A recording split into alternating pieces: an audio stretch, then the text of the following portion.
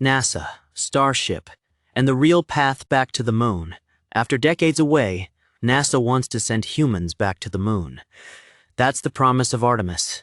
But many critical pieces of the plan are still uncertain.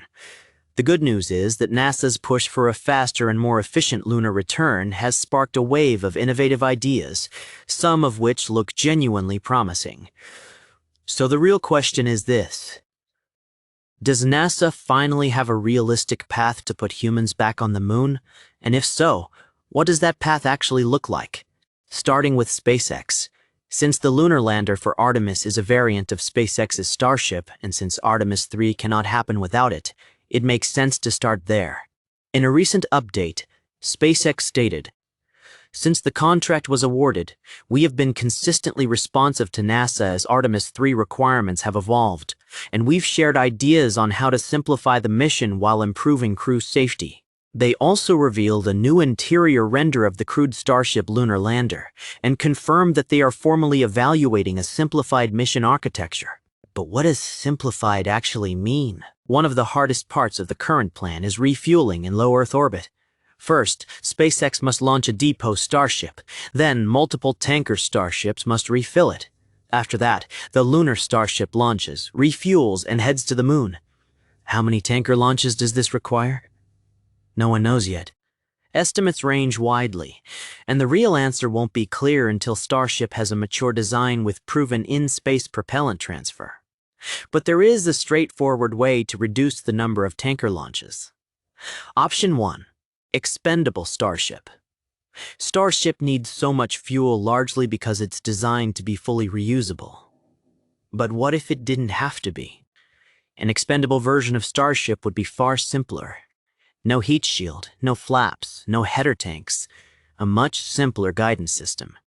SpaceX could still recover the super heavy booster, where the most expensive engines are, while allowing the upper stage to be expendable. Using an optimized expendable Starship could potentially cut tanker launches by up to 50%. Yes, it would increase hardware costs. But that's how every rocket system has worked until now. The second major proposal goes in the opposite direction. Instead of squeezing maximum performance from one massive vehicle, what if we made things smaller and more efficient? One criticism of the current Starship HLS design is that it carries a lot of dead mass. You only need Starship's engines and large tankage for the trans-lunar injection burn. After that, much of that mass becomes unnecessary. But it's still carried through lunar descent, ascent, and return to orbit. That's inefficient. So the idea is simple. Starship HLS should not perform its own TLI burn. Instead, you build a shorter, lighter, stubby Starship HLS. This lander launches to low Earth orbit and docks with a separate trans-lunar tug that handles the TLI burn. Once in near rectilinear halo orbit, the lander separates and only carries enough propellant to land on the moon and return, about 400 tons of methalox. Removing TLI hardware dramatically reduces dry mass. That leads to major benefits: better landing stability, lower center of gravity, simpler crew systems, nearly 700 m/s of extra delta-V margin. Most importantly, it dramatically reduces the amount of propellant required, which means fewer tanker launches. This architecture isn't without risks. You now have to perform a high-energy TLI burn with two massive spacecraft docked together, something never done before. It would require extremely robust docking systems, precise guidance and control software, multi-minute high-thrust burns while connected. But if successful, you end up with a highly practical system, a reusable crew shuttle, a heavy one-way cargo vehicle, a design that fits perfectly with long-term Moon and Mars exploration. The Star Kicker concept. Another fascinating idea is something called the Star Kicker. Think of it as a stripped-down Starship. No nose cone, no payload bay, just engines and propellant.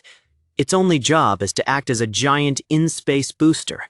In this scenario, Starship HLS is launched and fully refueled. The Star Kicker is launched and refueled separately. They dock in orbit, with the Star Kicker underneath. Once assembled, the Star Kicker fires its engines and sends the entire stack toward the moon.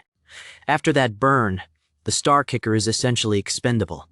The Lunar Starship completes the mission, landing, surface operations, and returning all the way back to low Earth orbit under its own power. No ascent stage, no separate return vehicle, just brute force propulsion. What about Blue Origin? SpaceX isn't the only player. Blue Origin is pursuing a different approach with Blue Moon Mark II. It's still a